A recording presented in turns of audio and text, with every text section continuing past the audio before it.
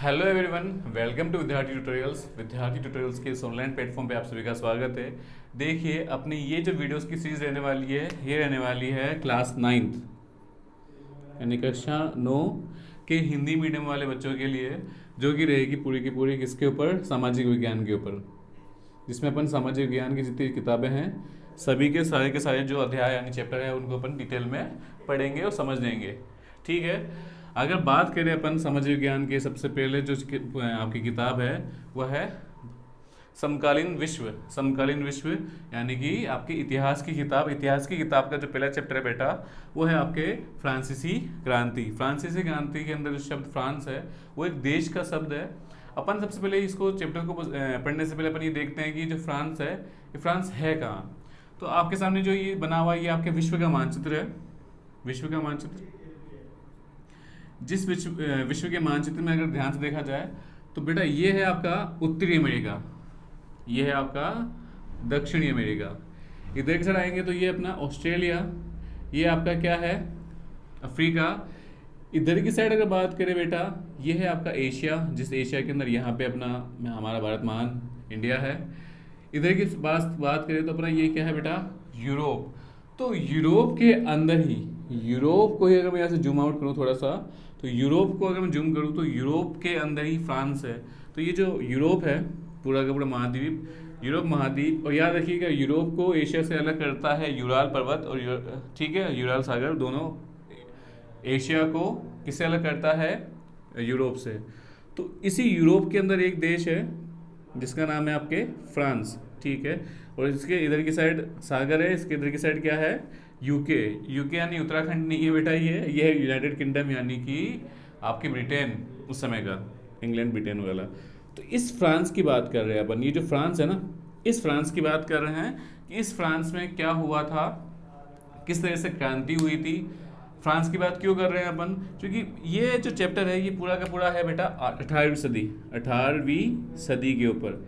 18वीं सदी का मतलब है आपके 1701 से लेकर 1799 सन, 1701 से लेकर 1799 सन की बात है। और इस सन के लिए अपन यूज़ करते हैं अगली शताब्दी। जैसे अभी जो चल रहा है, अभी आपके मान लीजिए 2021 जो चल रहा है, तो 2000 से लेकर 2099 तक आपकी 21वीं सदी है। 2020 तो अगला क्या आ जाएगा, 21वीं सदी चल रही है। वैसे वैसे यहाँ 17 सदी कौन सी हो गई, सेंचुरी कौन सी होगी, 18वीं सदी, 18वीं सेंचुरी की बात कर रहे हैं। उस समय अधिकतर यूरोप की जो देश है, उन्होंने पूरे विश्व पे अपना कब्जा कर रखा था। बहुत से देशों को अपना गुलाम बना रखा था, जिसमें इंडिया भी शामिल है, जिसको अपन ने यहाँ मेजरली पार्ट में, ज़्यादा अधिकांश पार्ट पे इसने इंग्लैंड ने कब्जा कर रखा था, ब्रिटेन ने कब्जा कर रखा था। तो उस समय फ्रांस के अंदर एक क्रांति हुई थी। कुछ क्रांति के कुछ कारण थे, अपन उसको सभी को देखेंगे। क्रांति से पहले अपन देख लेते हैं कुछ बातें। देखिए, जब ये क्रांति हुई तो क्रांति से पहले क्या क्या घटनाएं उस देश में घटी, तो अपन देश के बारे में समझ लेते हैं। देखो, जब फ्रांस के अंदर ये क्रांति हुई, उससे कुछ टाइम पहले समथिंग 18वीं सदी, ये पूरी की पूरी क्रांति कौन सी सदी में हुई, 18वीं सदी के अंदर हुई। 18वीं सदी के अंदर सन 1774 यानी 1774 के अंदर, 1774 के अंदर यहाँ एक नए राजा बने। राजा बने यहाँ पर, यानी यहाँ पर कोई राजवंश था। राजा बने फ्रांस के अंदर, यानी कि फ्रांस के अंदर कोई राजवंश था। तो इसके अंदर जो राजवंश हुआ करता था, उसका राजवंश का नाम था बूबो। ठीक है, बूबो या बर्बन। ठीक है, बूबो राजवंश था किसमें, फ्रांस के अंदर।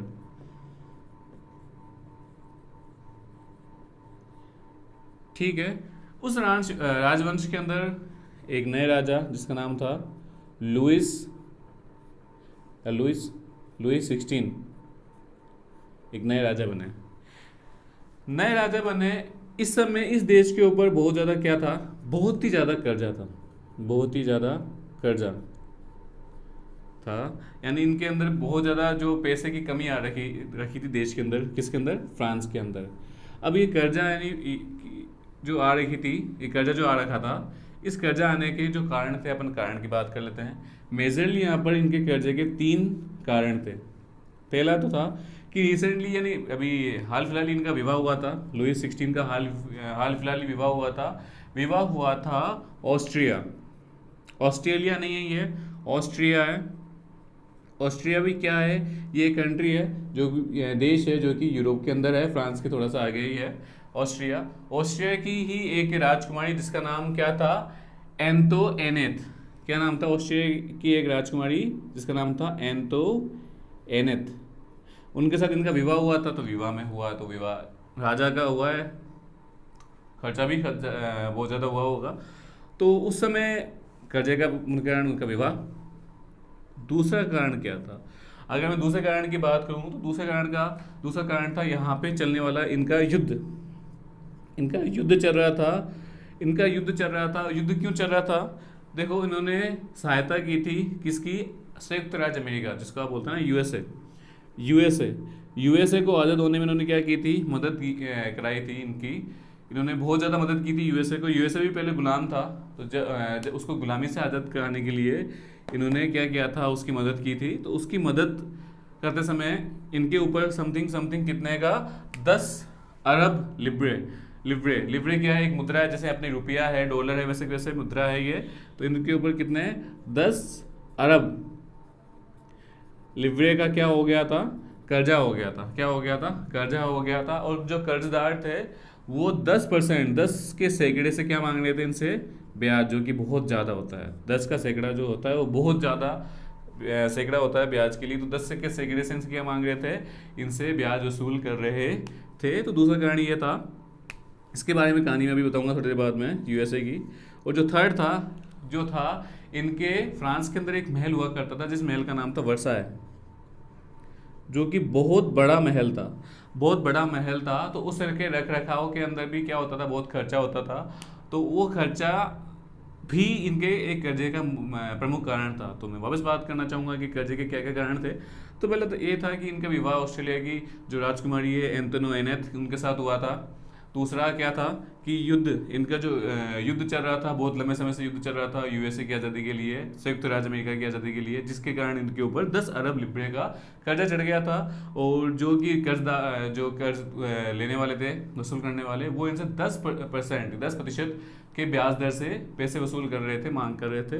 तीसरा ये था इनके वर्साय के अंदर इनका जो महल था, वर्साय एक महल है, वर्साय के महल के रख रखाव के कारण भी बहुत ज़्यादा खर्चा होता था। अब मैं बात करता हूँ यूएसए। अब तो जब यूएसए आज़ाद हुआ था, तो उस समय संयुक्त राज्य अमेरिका जब आज़ाद हुआ था उस समय इसके अंदर संयुक्त राज्य अमेरिका कोई अकेला देश नहीं है, ये क्या है, छोटे छोटे राज्यों का समूह है, तो जब ये आज़ाद हुआ था तो इसमें कितने राज्य थे बेटा, इसमें 13 राज्य थे। ये आपकी बुक में लिखा हुआ है क्लियरली कि इन्होंने 13 राज्यों के संगठन, जिसको संयुक्त राज्य अमेरिका कहा, उनकी इन्होंने सहायता की थी। तो 13 राज्य जब आज़ाद हुए, तो यूएसए ने जब अपना झंडा फर्स्ट टाइम बनाया था, तो उसके अंदर इन्होंने क्या किया था, यूएसए यानी कि यहाँ पे इन्होंने 13 पट्टियाँ बनाई थी, लाल और सफ़ेद कलर की। कितनी थी है, 13। और 13 यहाँ पर क्या थे, तारे, ठीक है, तारे 13 थे। और पट्टियाँ भी कितनी थी, ये थी आपके रेड और वाइट में, पट्टियाँ भी कितनी थी, 13 थी। अब धीरे धीरे इनके संयुक्त राज्य अमेरिका के पास वाले जो और देश है और राज्य है, वो भी इनमें शामिल होने लग गए। जैसे एक नया देश इनमें शामिल होता था, ये क्या करते थे, हमेशा तारों की संख्या को बढ़ा देते थे। तो धीरे धीरे करके इनके तारों की संख्या 55, 56, 57 तक चली गई। लेकिन अभी भी जो इनकी पट्टी है, जो आप देख सकते हो गूगल पे जाके, कि पट्टियों पर अभी भी 13 ही पट्टियाँ हैं, लाल और सफ़ेद रंग की। ये अलग टॉपिक था, इसको नहीं याद नहीं करना आपको। तो अपन ने देखा कि लुई 16 के ऊपर कर्जा हो गया था, ऑस्ट्रेलिया की रानी से, इसके राजकुमारी के साथ इसका विवाह, युद्ध होना, जिसकी वजह से इन पर 10 अरब लिब्रे का कर्जा हो गया था, और वर्साय के रख रखाव के कारण इन पे कर्जा हो गया था। अब इस कर्जे से ये कैसे निपटे, सर कर्जे से निपटे, कौन निपटे, ये राजा, नया राजा था, अब कैसे निपटेगा। तो इसने क्या सोचा कि मेरे पास पैसे आते कहाँ से, मेरे पास पैसे आते हैं टैक्स यानी कि कर से। कर कौन देता है, समाज के लोग। तो इन्होंने क्या किया, इसने कर बढ़ाने की बात की। इसने बोला कि अपन टैक्स बढ़ाएंगे, कर बढ़ाएंगे समाज के अंदर। अब यहाँ पे एक नया शब्द आ गया कि भाई समाज। अब यहाँ पे जो समाज है वो भारतीय समाज नहीं है, यहाँ समाज फ्रांस का समाज है। तो फ्रांस के समाज को अपन देख लेते हैं। फ्रांस का जो समाज था, वो बटा हुआ था, या उसको बोला जाता था ए स्टेट, स्टेट। ठीक है, ये जो स्टेट है भारतीय जो ये फ्रांस का समाज है, वो 3 स्टेट्स में बटा हुआ था। प्रथम स्टेट,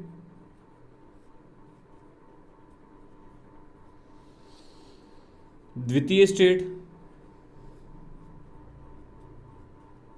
और तृतीय स्टेट, स्टेट।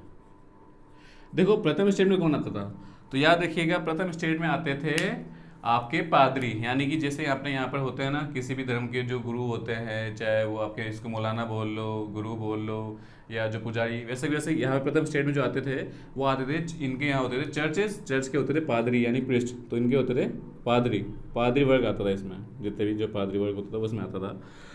द्वितीय स्टेट में आते थे इनके कुलीन, कुलीन या फिर आप बोल सकते हो उसको राजवंश। ठीक है, और तृतीय स्टेट में आगे थे शेष, शेष मतलब कि सब कुछ, चाहे इसमें आपके वकील हो, चाहे लेखक हो, चाहे कोई किसान हो, सारे के सारे तृतीय स्टेट में आते थे। अब अगर बात करूँ मैं बेटा किसकी, कर्जे की, कि कर्ज, या मैं बात करूँ कर यानी कि टैक्स की, तो टैक्स किस पे लगता था, तो देखो प्रथम स्टेट यानी कि पादरी वर्ग को एक जन्म से अधिकार मिला हुआ था कि अगर आप पादरी हो या पादरी वर्ग में आते हो तो आप क्या हो, टैक्स फ्री हो, क्या हो, टैक्स फ्री, आपको टैक्स नहीं देना। और तृतीय स्टेट कुलीन वर्ग या राजवंश जो खुद ही टैक्स लगाते थे, अब खुद ही जो टैक्स लगाते हैं वो थोड़ी ना बोलेंगे हाँ कि हाँ हम ही टैक्स लगा रहे हैं और हम ही क्या करेंगे, आप हम ही टैक्स देंगे, तो ये भी क्या थे आपके टैक्स फ्री, ये भी क्या था बेटा, टैक्स फ्री। मतलब टैक्स किसको देना पड़ता था, टैक्स पूरा का पूरा देना पड़ता था तृतीय स्टेट के लोगों को, जो कि जिसमें मुख्यतः गरीब होते थे, ऐसा नहीं है कि इसमें अमीर नहीं होते थे, इसमें भी अमीर होते थे, लेकिन अधिकांश, जैसे इसकी अगर मैं बनाऊं तो अधिकांश जो भाग है वो क्या थे, इनके गरीब थे, शिक्षित अशिक्षित किसान मजदूर सभी थे, गरीब थे इसमें, है ना, अधिकांश गरीब थे, इन पे टैक्स लगता था। ठीक है, अब ये जो टैक्स है, ये टैक्स 2 तरीके का लगता था, एक तो लगता था बेटा आपके टाइल टैक्स करके लगता था, और एक टाइथ, पहले अपन टाइथ की बात कर लेते हैं, टाइद और टाइल। देखो अगर बात करूं मैं टाइथ की, तो टाइथ के टैक्स कौन लेता था, टाइथ के टैक्स लिया जाता था, या टाइथ जो कर है वो वसूला जाता था, कौन वसूलता था, पादरी लेते थे, पादरी वर्ग, किनसे, ऑफ कोर्स तृतीय स्टेट से कि भाई हमें आप टैक्स दो, मतलब देने की जगह ये टैक्स ले रहे हैं तृतीय स्टेट से। ऐसे कैसे जो टाइल जो टैक्स हुआ करता था या जो कर हुआ करता था वो कौन लेते थे, राजवंश, या आप बोल सकते हो यहाँ पे राजवंश की जगह सरकार या लोकतंत्र तो था नहीं, ये राजशाही थी, तो राजा कोई सरकार बोला जाता था, तो इनका जो राजा था वो इनसे टैक्स वसूलता था टाइल के नाम से। अभी तक अपन ने कुछ चैप्टर को नहीं पढ़ा, अपने इसका ओनली इंट्रो देखा है कि भाई फ्रांस कहाँ है, फ्रांस में कौन सा राजवंश था 18वीं सदी के अंदर, और जो राजवंश था उसका कौन सा राजा लुईस 16 कब उसका शासक बना, उसके विवाह मतलब उसके जब राजवंश उसने संभाला या राजगद्दी उसने संभाली तो उस समय उसकी स्थितियाँ क्या थी, कितना कर्जा था, कर्जे के क्या कारण थे, और वहाँ का समाज किस वर्ग में बटा हुआ था, ये सब बात अपन कर रहे हैं ताकि चैप्टर के बीच में जब ये वापस पॉइंट्स आएंगे तो अपन इसमें फंसे ना। ठीक है, इतना हो गया था। अब मैं वो बात बताता हूँ आपको कि टोटल जितने भी जो इसमें समाज है उसमें 90% मतलब कि 90% कौन थे, पूरे के अंदर 90% कौन थे, आपके किसान थे, 10% जो किसान नहीं है। और लेकिन जो जमीन है या जो अधिकांश भाग है, जैसे मान लो पूरी की पूरी ये पूरे का पूरा फ्रांस है, इस फ्रांस के 60% भाग पर किसका अधिकार था, या तो प्रथम वर्ग यानी कि पादरियों का, या फिर कुलीन वर्ग या राजवंश का, या फिर तृतीय स्टेट यानी तीसरे स्टेट के भी किन लोगों का, जो कि क्या है, अमीर। और बचे हुए 40% के अंदर कौन थे, बचे हुए 40% के अंदर थे यहाँ के जो तृतीय स्टेट के बचे कुछ लोग, जिसमें आप मान सकते हो लेखक भी है, पत्रकार भी है और वकील भी है, सारे के सारे ये इसमें आते थे, किसान भी इसमें आते थे। तो ये था अपना पूरा का पूरा टॉपिक, मतलब बैकग्राउंड कि भाई टॉपिक के चैप्टर के अंदर क्या है। अब देखिए, अब मैं बात करता हूँ 18वीं सदी की। 18वीं सदी के अंदर क्या होने लग गया, धीरे धीरे धीरे धीरे करके जीने के लिए संघर्ष शुरू हुआ। जीने के लिए संघर्ष कैसे शुरू हुआ कि सर धीरे धीरे धीरे धीरे फ्रांस, जो फ्रांस है उसकी क्या की जनसंख्या, किसी भी देश की जनसंख्या यानी फ्रांस की जनसंख्या क्या करने लग गई, उसमें क्या होने लग गई, वृद्धि। अब फ्रांस की जनसंख्या में वृद्धि होने लगी, तो वृद्धि होते ही क्या बढ़ने लगे यहाँ पे, महंगाई। ऑफकोर्स यार महंगाई तो बढ़ेगी, महंगाई बढ़ने लग गई, जनसंख्या बढ़ रही है तो महंगाई बढ़ेगी।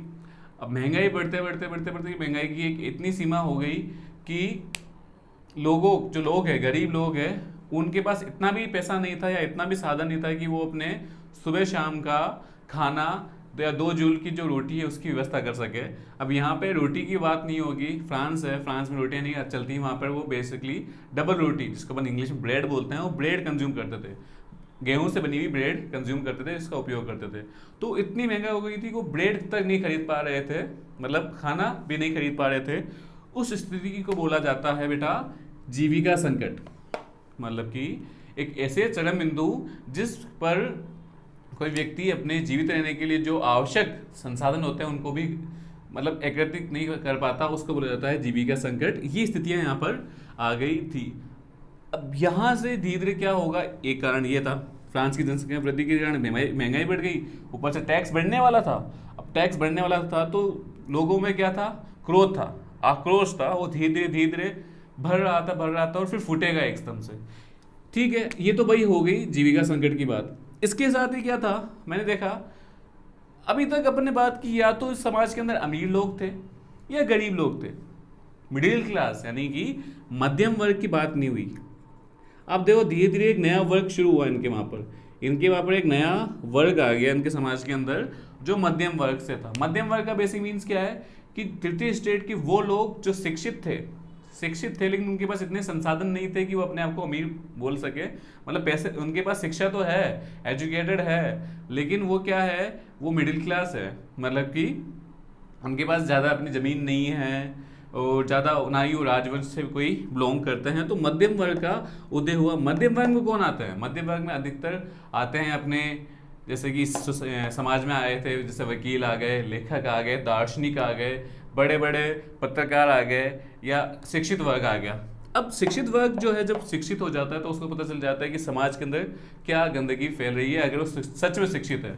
तो वैसे वैसे जैसे जैसे यहाँ पे मध्यम वर्ग बढ़ा तो मध्यम वर्ग के लोगों में एक कल्पना जागने लग गई कि भाई हमें क्या चाहिए, हमें ये जो देश के अंदर विशेषाधिकार है, विशेषाधिकार किसका, पादरियों का था और राजाओं का था, राजवंश और क्लीन वंश का, उसका अंत होने की कल्पना करने लगे कि काश ऐसा होता है कि हमारे देश के अंदर किसी को विशेषाधिकार नहीं होता, सभी एक जैसे होते, सबको समान अधिकार होता। तो ये कल्पना करने लगे। अब इस समय क्या हुआ, ये कल्पना करने लगे तो ये कुछ किताबें पढ़ने लगे कुछ दार्शनिक कौन होते हैं, वो जो अपने विचारों को प्रस्तुत करते हैं, उनकी किताबें पढ़ने लग गए। इसमें दार्शनिक में से 2 दार्शनिक आपके बुक में नाम लिखे हुए हैं उनके, एक तो है आपके जॉन लॉक और एक के आपके मोंटेस्क्यू। जॉन लॉक ने किताब लिखी थी जिसका नाम था two tiers of government. Two tiers of government का मतलब है, इन्होंने इस किताब में ये लिखा कि किसी भी कोई राजा है ना, राजा, उस राजा के ऊपर भी क्या होना चाहिए, उस राजा को कोई विशेषाधिकार नहीं होना चाहिए, उस राजा पे भी कुछ क्या होना चाहिए, अंकुश। ऐसा नहीं है उसके मन में जो है वो उसको वो करने का अधिकार हो, उसको कुछ ना कुछ अंकुश होना चाहिए। और मध्यम वर्ग के लोगों को ये सामग्री अच्छी लग रही थी क्योंकि उनको पता था कि यार ये जो राजा कर रहा है या समाज में जो हो रहा है वो सही नहीं है। तो धीरे धीरे इसके साइड लोग पढ़ने लगे इस चीज़ों को। ऐसे ऐसे मोंटेग्यू ने एक किताब लिखी थी the spirit of the lords. The spirit of the lords में क्या लिखा, इन्होंने बताया कि किसी भी देश की जो सरकार है वो किस प्रकार से होनी चाहिए। यहीं से इन्होंने बताया कि सरकार जो है उसके 3 भागों की बात की इन्होंने, जिसमें उन्होंने बात की विधायिका, कार्यपालिका और न्यायपालिका की बात की। कि सरकार जो है उसको इन 3 भागों में विभक्त होना चाहिए, सभी को समान अधिकार होने चाहिए, चाहे विधायिका का हो, कार्यपालिका हो, न्यायपालिका हो, ये एक दूसरे के पूरक होने चाहिए। ठीक है, इसको लिखा किसने? मोंटेक्यू ने। इससे भी प्रभावित हुए लोग। और जब आज़ाद हुआ ना अमेरिका, अमेरिका की बात करता हूँ मैं, यूएसए, तो यूएसए पहली कंट्री थी जिसने मोंटेक्यू के इसको मानते हुए अपने देश के अंदर इसको लागू भी किया। और ये जो दार्शनिकों की किताबें थी ये पढ़ते थे, जो जैसे यहाँ पर इंडिया में होता है चाय की थोड़ी भी डिस्कशन होता है, वैसे कि वैसे वहाँ पर क्या होता है, कॉफ़ी हाउस होता है, जहाँ पर वो क्या करते थे, मध्यम वर्ग के लोग, शिक्षित जो लोग हैं वो वहाँ पर इस पर डिस्कशन करते थे। तो धीरे धीरे उनमें भी क्या होने लग गया, क्रोध, मतलब किसान जो है उन पर क्रोध आ रहा था अपनी जीविका संकट की वजह से, मध्यम वर्ग पे क्रोध आ रहा था क्योंकि भाई उनको दिख रहा था कि यहाँ पे तो हर जगह को विशेषाधिकार है, चाहे वो पादरी वर्ग हो चाहे कुलीन वर्ग हो। तो धीरे धीरे लोगों में आक्रोश आने लग गया, और एक दिन आया, आक्रोश फूटा और क्रांति हो गई। और ये अपना नेक्स्ट टॉपिक रहेगा चैप्टर का, कि क्रांति की शुरुआत कैसे हुई। ठीक है, इस वाले वीडियो के अंदर अपन ने देखा है बेसिक इंट्रोडक्शन की किस तरह से फ्रांस के अंदर व्यवस्थाएं थी, कौन सा राजवंश था। तो आपको मुझे लगता है समझ में आया होगा, अगर समझ में नहीं आया तो इस वीडियो को वापस देखिएगा एक बार। और होप करता हूँ मैं कि आपको इस टॉपिक समझ में आया होगा। अगर वीडियो अच्छा लगा तो हमारे इस वीडियो को लाइक करें, शेयर करें एंड सब्सक्राइब करें अपने दोस्तों के, सब्सक्राइब करें हमारे चैनल को और उसको शेयर करें। धन्यवाद दोस्तों।